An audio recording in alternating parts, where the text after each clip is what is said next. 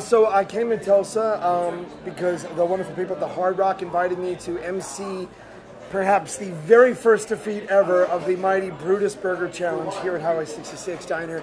And it is a challenge the likes of which I think one seldom sees. I mean, including me. It's the whole challenge weighs in at over 7.5 pounds. It's a 2-pound burger, 12 slices each of tomato, cheese, bacon, a 2-pound patty, 2 pounds of French fries, iceberg lettuce, massive bun, and a 1-hour time limit. And it's never been defeated in 98 attempts.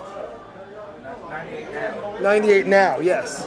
Okay, and wow, what a performance though. Unbelievable. You know, the fact is that these guys didn't just come in for this challenge.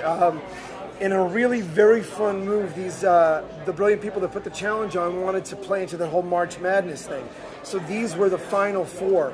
These guys were brave enough, and they had winnowed down a really big field from 16 to 8 to 4, and they went through a massive hot dog challenge to a 6-pound ice cream challenge. So this was not the first challenge that these guys undertook. So they've been putting themselves through the culinary gauntlet for a while now. So this is sort of the culmination of a lot of really, really hard effort. And looking like there for a minute, we thought we could have had a winner.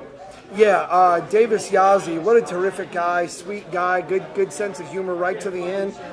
But, you know, it's really easy to watch a food challenge and go, come on, man, I could do that.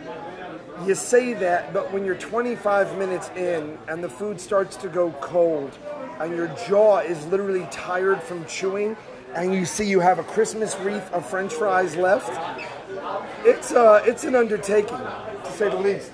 Excuse me while I'm so excited for them, I'm like mopping my brow. Thank you.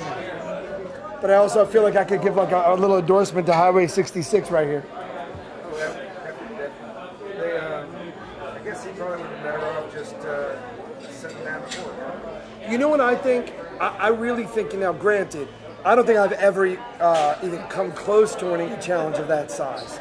But I feel that I would have put the French fries on the burger because he took down the burger so quickly.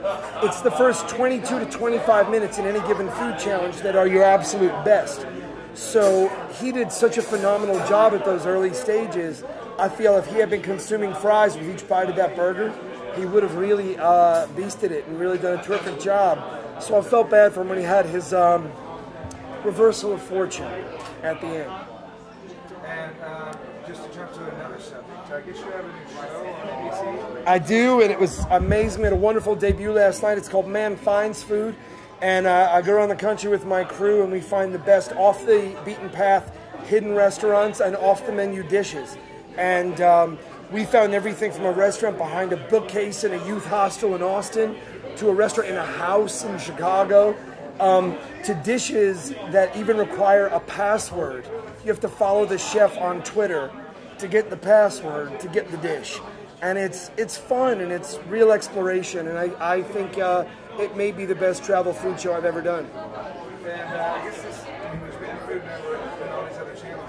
Now we're breaking into NBC. That's kind of a big step. You know, I have to say NBC has really been such an unbelievable home. You know, I really felt when I got the opportunity to be an NBC competition show host, I felt like it was like being called up to the majors. You know, I mean, you know, I remember taking the NBC studio tour when I was 10 years old, and they had like mock-ups of the Tonight Show set, where you walk on the Saturday Night Live set.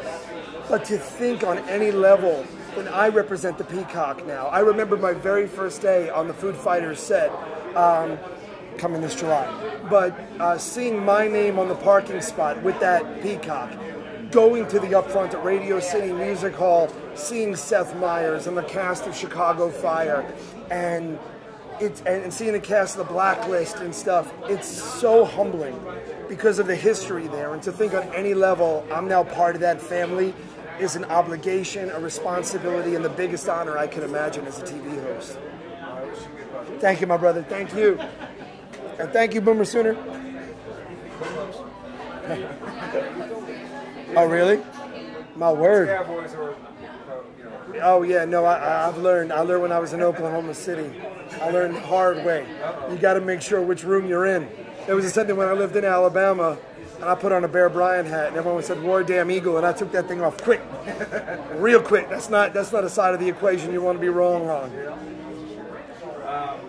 Is there anything else we didn't talk about? I have a cookbook coming out in May. Talk about that real quick. Yeah, I have it's my second book, but my very first cookbook called Straight Up Tasty comes out on May 12th. And, I'm not a chef, but I'm a darn good home cook, and I learned from great cooks, and I've worked in restaurants, and I've worked as a chef in a restaurant, but, I never considered myself a chef because I didn't have a formal culinary school education. But I think that's kind of like Food Fighters. It's home cooks taking on pro chefs. I wanted to make a book for anyone who just loved food. I wanted a chance to create. And these are recipes that are just fun and a little bit of a mix of a recipe I tried in Rhode Island crossed with something I had in France and a little bit of my own craziness. But it's something recipes you can make with kids, recipes you can make on date night or Thanksgiving. And it's just fun. It's just a fun book.